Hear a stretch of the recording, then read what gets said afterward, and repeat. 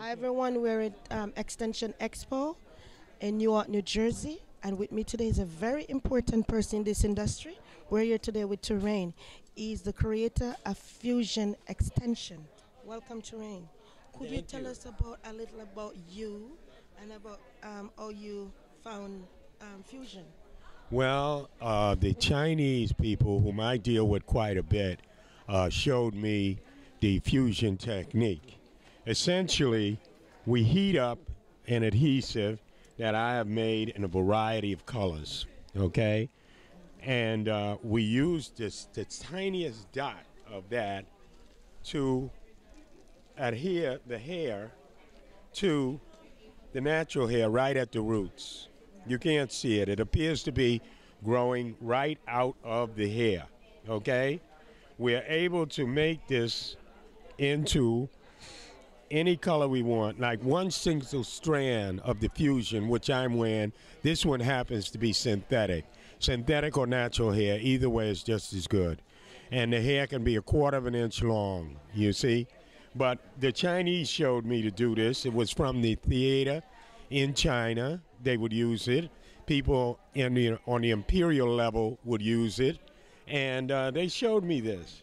And we just modernized it. We got a bunch of new materials, made a very exciting video about it, and it's been in action now, well over 20 years. I've been in this industry for close to 50 years, and I'm very well known.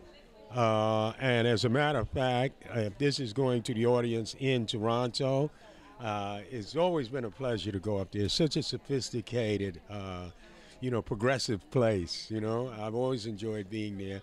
And any race can use this, and that's an important factor. But the most important factor is that you do not have to buy any hair to do it. The average beautician has a very large box of hair in the back, leftover pieces. This is new hair. And what we do is we mix colors to any suitable. Now, you could take anything that's in that box of leftover hair, it's new hair, cut it blunt on the ends, okay? If you have cut it blunt on the ends, and you take a quarter-inch square of the hair, that's the general amount that you're going to use, okay? Once you have that, the natural hair, a quarter of an inch square. What do you call this technique? Because I know it's quite different from the... This is called fusion. You dip this, you could dip it in here, or you could use the gun. I prefer this, it's much quicker. Bring the natural hair down to meet the commercial hair and go back and forth. Men like it because it doesn't take any particular skill or dexterity on their part. The first time you ever do it, if you're right-handed, you could do it left-handed. And don't forget, now you've done a whole head, just the highest paying service in the beauty industry, and you haven't bought any hair. So the entire profit goes in your pocket. It's very well known in Toronto as well as throughout the world. What do you think this whole extension industry, where you think it's going from you started till now? I'm very glad you asked that, because surprisingly enough, it's going to India. See, the Koreans have kept us, kept the sources secretive, and hasn't let us get into on a wholesale level. And Mr. Terrain, for someone, it's a pleasure for me, because in this industry, you're, I would say, an icon. Thank you very much. Someone who wants to flattered. have a class with you, could you tell us where they could contact you? Okay, I got a friend up there, and he would be where I would be doing it at. That's Buster. He has a Morphous salon. I think he's in Eagleton. What is he called? Eagleton? Eglinton. Eglinton. You contact Buster. Look him up in there, and the name of it is Amorphous. Okay. He's a very popular guy, and he's a very talented man. And that would be the guy you get in contact for me to come up to Toronto, Okay. I've always enjoyed Toronto. It's a very wonderful place, Okay. And thank you, and thank you all so your much. audience. Okay. Thank you. All right. Joining me today is the famous Mr. Patrick Bradley. Welcome. Thank you, thank you, thank you. So we heard a lot about you, and I want you to explain to us what you do. Okay. My job, and I call it a job. My job is to help educate other stylists around the world with cutting and coloring. I think that's one of the weak points that a lot of stylists have. Everybody can pretty much style kind of good, but everybody's kind of more stuck in that cutting and coloring part of the business, and that's my job, is to help stylists with cutting and color, and that's what I love to do. Okay. And you're well known for your cuts, and as I could see here, you're doing a beautiful cuts. I even think it was finished, but then you said to me, I haven't even started. you're just prepping. And a beautiful thing I like with you, you're talking about educating other stylists. You weren't even saying nothing about yourself, so to say. But you're talking about other stylists, and I believe sharing is caring, and that is wonderful. Where did you get this passion for what you do that you could pass it around in this way? Well, I think just coming up in the business as a student, people just giving me stuff and saying, "Come over here, let me help you, let me show you," and I think I have that same mentality today, just to help others, because I think there's enough money out here for everybody to be great at what they do. But the thing of it is, we can't be scared to spend money, because education does cost. So you got to be able to spend a little bit of money to go, further in the business. But me with sharing, it's all about what I do, because I think the more you share, the more you get back. So this is why I have a lot, because I do give out a lot as well too. And as a hairstylist myself also, the beauty I like is with sharing, and education for me is big, because we travel all the way here to show the world that we are great people. Right. And this is not only, we're not in this only to do hair, but this is a highly rated profession. Yeah, absolutely. Just like doctors and lawyers. Yes, Better. so we're Yeah. yes, we're psychiatrists and everything. Yeah. So what you want to say to someone out there who want to be in this industry? If you do want to be a hairstylist or be in this industry, it's very long hours. So don't think you're going to be coming to work like a 9 to 5, like Bank of America, anything like that. We're talking about 10, 12, 14, 16 hours a day. But this is the best job in the world, hands down. With the so-called recession thing going on, I haven't seen it. I just heard about it. Because people still want to get their hair done regardless of whether they have money or don't have money. This is the best job, better than lawyers, doctors. We make just as much money as a basketball player riding the bench. Okay. What Not Michael Jordan, LeBron James.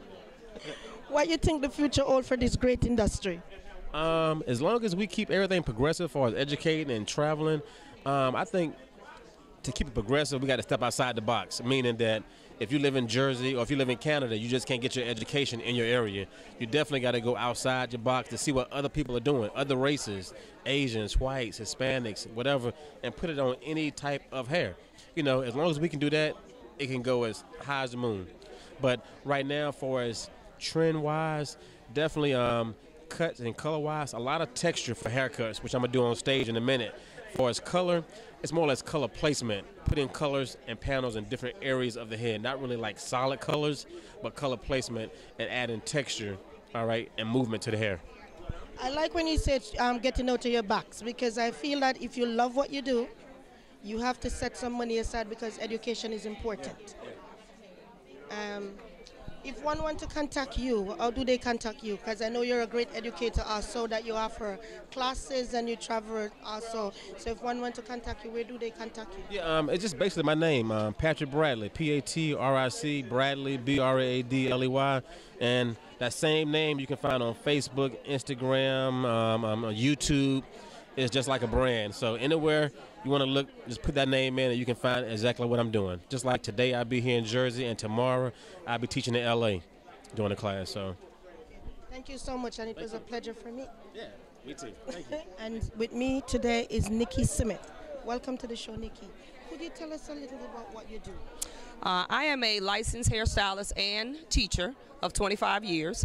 I actually have a knowledge-based company that deals with bridging the business information that's needed to know or needed to help expand your business along with the technical side. So we teach everything from cutting, coloring, weaving, and business programs, but we teach them from more of a foundational aspect. So if you want to learn how to weave, we teach you about how to set up proper consultations and how to set up your business for maybe a weaving lab, how to actually set up for maintenance products and deal with people with hair loss, actually things all the way from how to code for insurance companies. So we deal with more of the business aspect of this creative industry. So I'm actually here at the Weaving Expo, and I'll be teaching the business of weaving, helping people understand how to set up a weaving business and not just doing weaves at random. And then I'm also going to be teaching weaving in color, which is a new business that I've just kind of fallen into because I'm a master colorist, and I was asked some time ago to color someone's hair for them so that it can match the natural hair because they weren't versed with color. That evolved into an entire business that we now call Weaving in Color, where people send me their hair and I color it to match whatever a person has, if it's 4 or 5 colors in it, and we charge them full price just like a body sitting in a chair, and then we send it back. So we're at the Weaving Expo teaching that aspect of our business, but we are a company that teaches everything from, like I said, the business, setting up salon restructuring, booth rental versus commission, helping people understand how to set legal structure. So we deal with helping people set up their tax base and whether they want to be a LLC, DBA, C Corp, S Corp, we do everything. But we are a knowledge-based company that really wants to help grow this industry so that we can retire early and live well. Okay. I like when you explain about the knowledge part and to teach, because most people think weaving is just to sew some weaves. Exactly. So you teach the foundation. You're also letting them know about taxes and everything. What inspires you so much as a stylist? Because I know there's a lot of stylists that doesn't give back. They're sharing and caring, because I believe sharing is caring. And what you're doing is caring because you're sharing the knowledge. What do you think, and what would you like to say to someone? What I really believe is, well, what inspired me to start doing this was because as I was teaching the technical side of this industry, I saw what the deficiencies were. I saw what was missing, and it wasn't the technique side, because you can find a person to do good weaving or good coloring, cutting, all of those things. But what I would like to say to people that realize, like I did, where the deficiencies are, that we need to take the people who think that that's all it is to it, is the technical side, and help them to understand that it's bigger than that.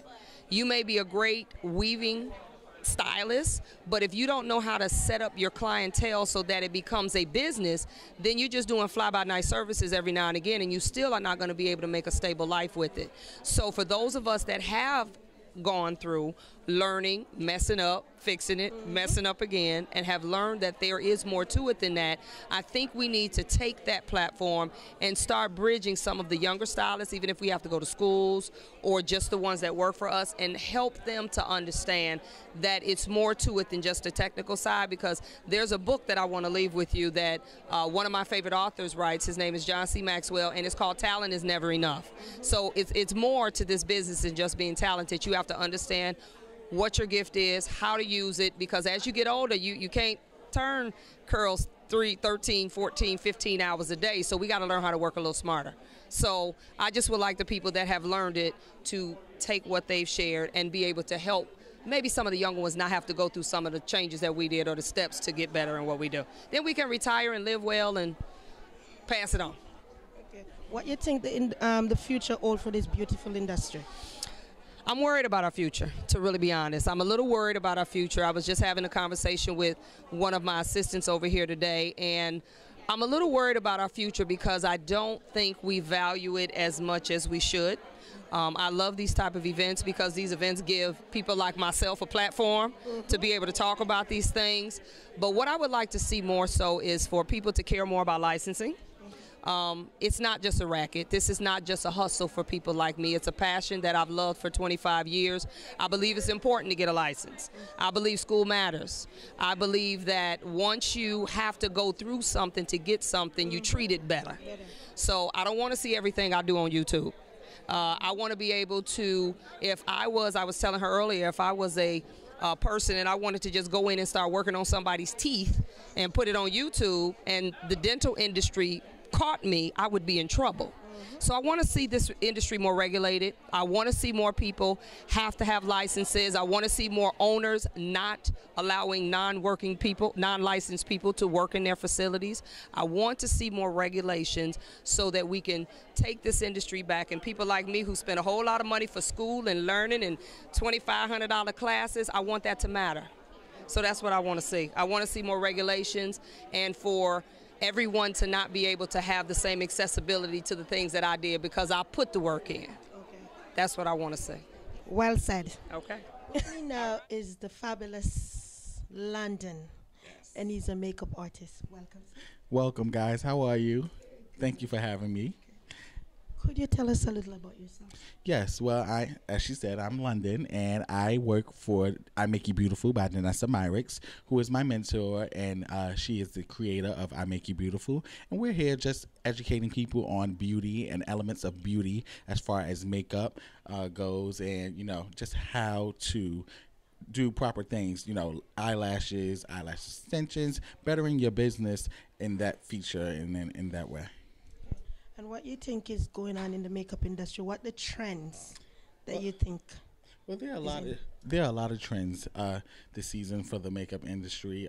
One of the main trends is things being done quickly and fastly. For example, we have our feature products, which I love to talk about. We have our Magic Touch, which is an awesome thing. Basically, it's like your beauty blender and your brushes.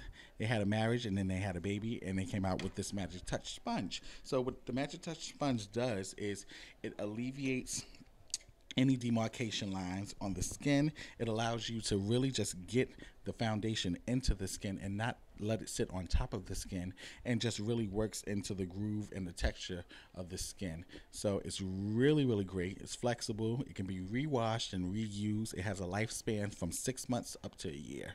So it's awesome. And how new is this one? And this is actually another great feature of ours, which is called LOL, Lock on Lash. And the Lock on Lash is it's a latex-free and hypoallergenic free lash glue that can be used on your strip lashes as well as your lash clusters. So it's very versatile, and that's what I love about the product. That's what I love about our product, especially because a lot of our products are versatile. So it can be used, on the eyes for strips. It can be used on the eyes for single clusters. It's also so savvy and so trendy that it can be used as an eyeliner as well. What do you think some of the mistakes that people make when applying makeup? Well, I think that there aren't any mistakes in applying makeup. Makeup is all about having fun. So I think that the mistake is that people don't loosen up and have fun. They take it too seriously sometimes, and that's where the mistake can kind of draw in.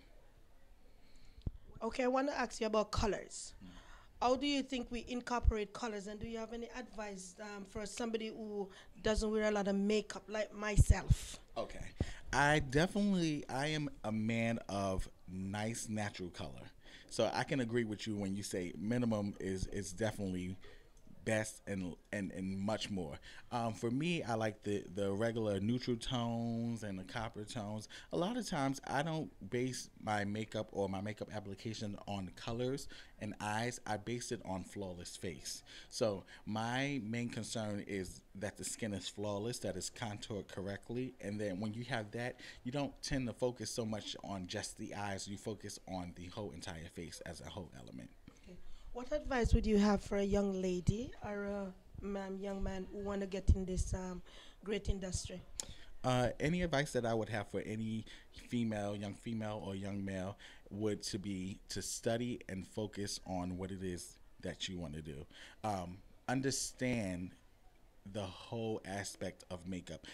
Don't just think of it as, anything, because at the end of the day, you have to approach it with a science. And if you understand those key tools and those key tools that you need in order to build, that makeup aspect, then you will be able to go and do any and everybody. There are a lot of things that people feel like, oh, I need to understand the foundation color. No, it's just the elements, the shapes of the face. Those help, understanding somebody's undertones, those help. And when you understand those basic things, it's so easy. And just really just focus and hone in and just work hard. Hard work pays off. I've been doing makeup for 12, 13 years now, just in general. But I started taking it seriously in the industry about 7, 8 years ago, and it's all about focusing and just really practicing what it is that you love to do. And I love what I do, and I wouldn't change it for the world. So, What do you think is in the market for a male makeup artist? oh, there's always something in the market for male makeup artists. I mean, the women love us, so it's always gonna bring the women to us and the business to us. And if you have a pretty smile and a nice charmer, you can get there's a lot. And also even if your skill, based on your skill set, having that will definitely add some more clientele to you. But I mean, honestly, males can kind of get over very fast than females, and it's kind of one-sided, you know what I mean? So, but I love it. What you think the future holds for this great industry? I think that there is a really, really, really big future for this industry. I think that the generation that is coming up now, we have a lot of creative minds. I mean, creative ideas. Trying different things and even bringing back some old trends that were set before us. And just kind of remixing that into the new. I think that everybody just has seeing makeup through different eyes and different people. It just brings different creativity, and it just opens up so many more doors. I mean, from special effects to beauty to bridal, to everyday natural makeup. So there's definitely a great future ahead. It can never die down. Okay, thank you so much for joining us today. Thank you for having me. Welcome everyone. We're at Extension Expo in Newark, New Jersey. Joining me is Kamal. Hi Kamal, welcome. Thank you so much. How are you doing today? I'm good. I want you to tell us a little about yourself and the company. Well, what Total Media Group is, we're a full-on marketing and production company. So companies can hire us to either shoot commercials, do some of the largest hair competitions ever watched in the country. Here today, we're actually doing a photo shoot at the Expo for our next magazine, which we sell nationally and internationally. Okay, and this is the magazine. Yes. And I notice you also sell products. Yes, we have a series of products. We have shampoo, conditioner, and serum. We're working with actually Lisa Ray, who's the movie star and celebrity. We're working with her and other celebrities. We're pushing out products as that. We have flat irons. We have educational DVDs from some of the best educational stylists around the country. The whole thing about us is, whatever you need as a stylist, we're here to help elevate you, whether it's financially or educationally. And I know you also very famous for the most, I think, beautifulest hair, Eurasian hair. Could you tell us a little about Eurasian hair? Yeah, I mean, it's been an explosion for us because Eurasian hair has become probably one of the most popular hair brands among all of them. It's not just because it's the latest, it's just really because the hair can last a year plus. When people are wearing it 12 months, 13, 14 months later, it still looks brand new. And you're getting, the price is a low price. You don't have to spend thousands of dollars to look glamorous every day, and that's why stylists love it. Plus, we have a program set up where stylists can actually wholesale the hair and sell it for a profit. I'm a good testament of Eurasian hair. I think it's one of the best hair ever. And then, do you have for classes, or you're just a promotional company? Here's the funny thing. We are actually doing a class. We're doing Beyond the Comb. So we're going to be doing a class teaching stylists how to become platform artists, how to work for companies, how to expose yourself beyond just being a local hairstylist. How to bring in more money when you can't always raise your prices. So we are having that class here at the Expo. Okay.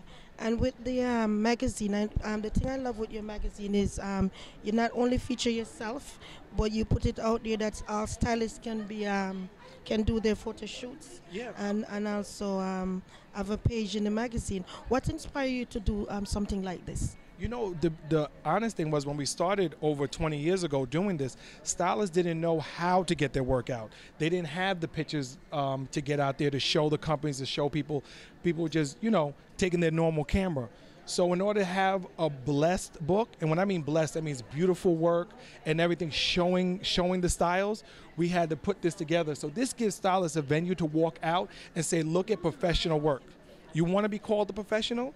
Then you have to have work that looks professional.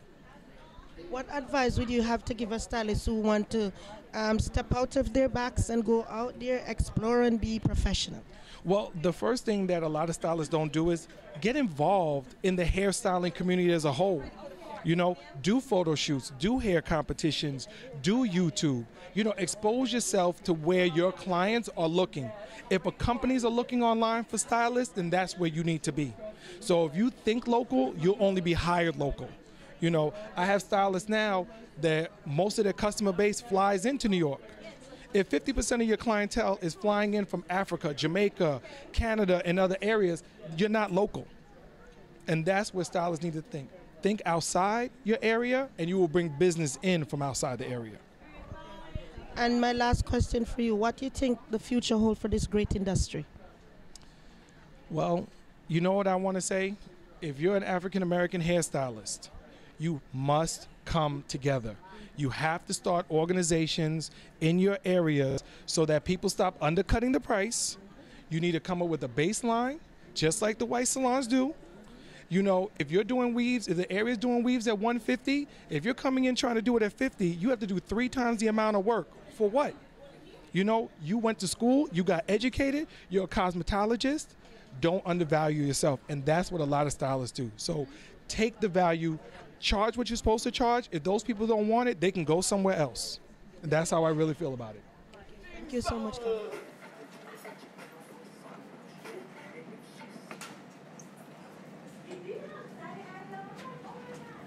Don't fall. But if you do, don't touch my lights, don't touch my reflectors. Just go fall down. At least you gotta run.